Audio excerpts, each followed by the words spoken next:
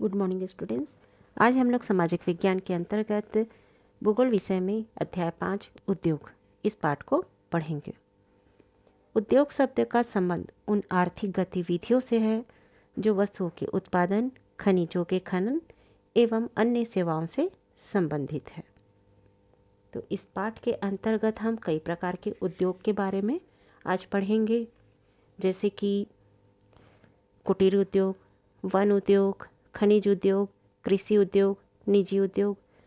तो इस उद्योग में कई प्रकार के यहाँ पर मैं बता रही हूँ, जैसे उन्हीं उद्योगों के बारे में पूरा इस पाठ में विस्तार से हम पढ़ेंगे। तो चलिए पाठ यहाँ पर शुरू करते हैं। क्या आपने कभी यह विचार किया है कि लिखने की अभ्यास पुस्तिका जो आप इस्तेमाल में लाते हैं वह विनिर्माण की लंबी प्रक्रिया के बाद आपके पास पहुंचती है। विनिर्माण का मतलब कच्चे माल को उत्पादों के रूप में परिवर्तित करना, उसको कहते हैं विनिर्माण।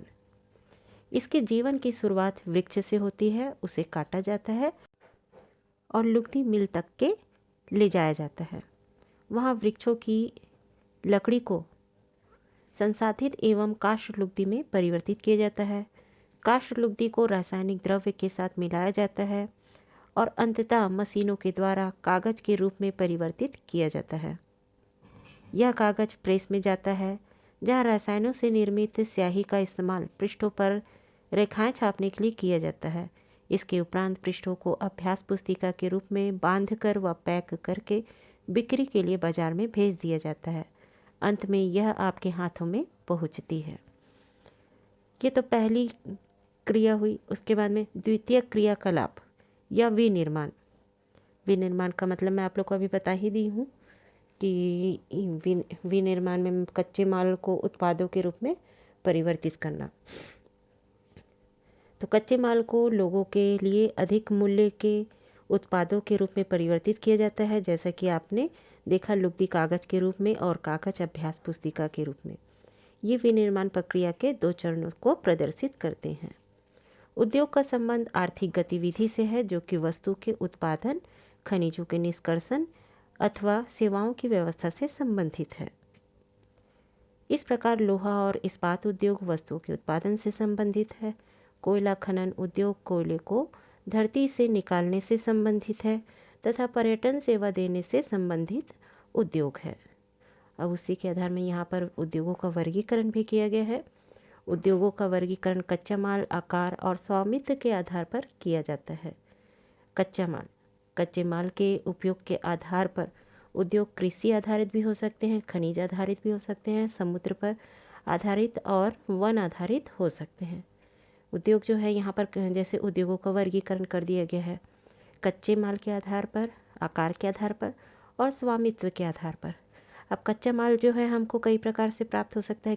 कृषि के द्वारा भी कच्चे माल की प्राप्ति हो सकती है, खनिज के द्वारा भी हमको कच्चे माल की प्राप्ति हो सकती है और समुद्र पर भी हम कच्चे माल के लिए आधारित रह सकते हैं। उसी प्रकार से वन पर भी हम आधारित रह सकते हैं कच्चे माल के लिए। जैसे कि यहाँ पर कृषि के द्वारा बहुत सारे कृषि कार्य के द्वारा खेती करके हम कच्चे माल को प्राप्त करते हैं। खेती से जो प्राप्त होता है कोई वस्तु, उससे कच्चे खनिज पदार्थों को ज़मीन से खोदाई करके निकाला जाता है, तो वो भी एक कच्चा माल हो गया। समुद्र में पाए जाने वाली बहुत सारी ऐसी चीज़ें होती हैं जिससे उद्योगों में उनका उपयोग जो है उद्योगों में होता है, तो वो भी एक कच्चा माल हुआ। और वन आधारित मानने की वन से तो हमको बहुत सारी चीज़ें प्राप्त होती हैं, तो उनको कच्चे माल के रूप में प्रयोग में लाया जाता है। सबसे पहले यहाँ पर हम कृषि पर आधारित उद्योगों को पढ़ेंगे। कृषि पर आधारित उद्योग कच्चे माल के रूप में वनस्पति और जंतु आधारित उत्पादों का उपयोग करते हैं। खाद्य संसाधन, वनस्पति तेल, सूती वस्त्र, डेयरी उत्पादन और चर्म उद्योग कृषि आधारित उद्योगों के उदाहरण हैं।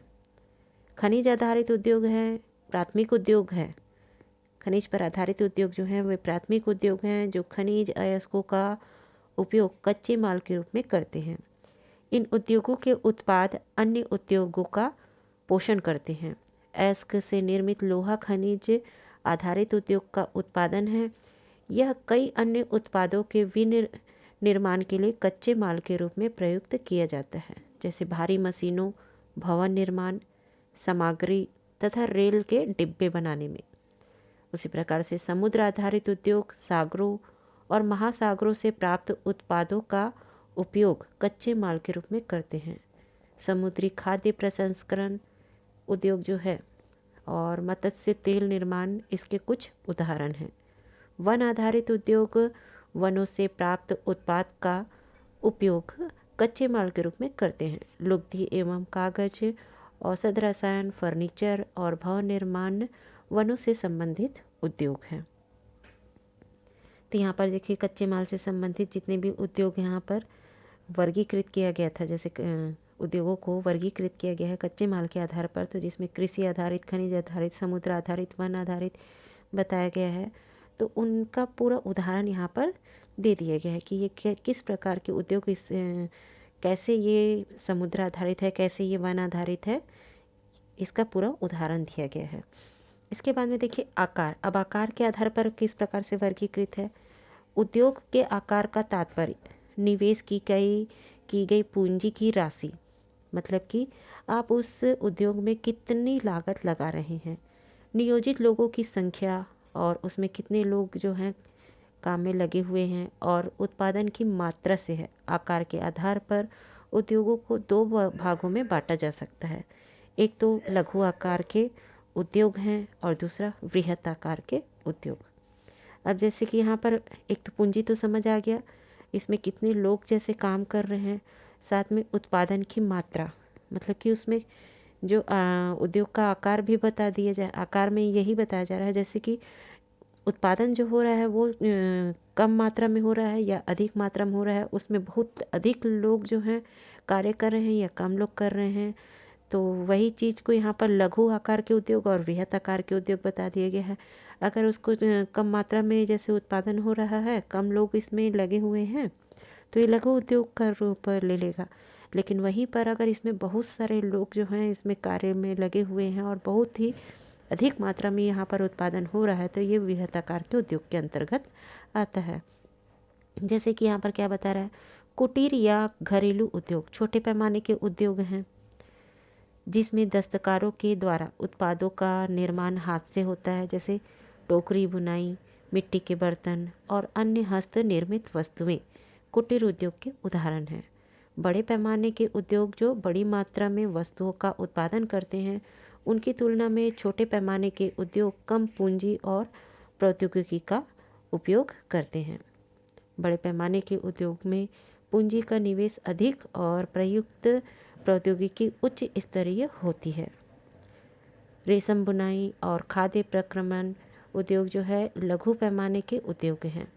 ऑटोमोबाइल और भारी मशीनों के उत्पादन बड़े पैमाने के उद्योग हैं। अब उसके बाद में देखिए स्वामित्व।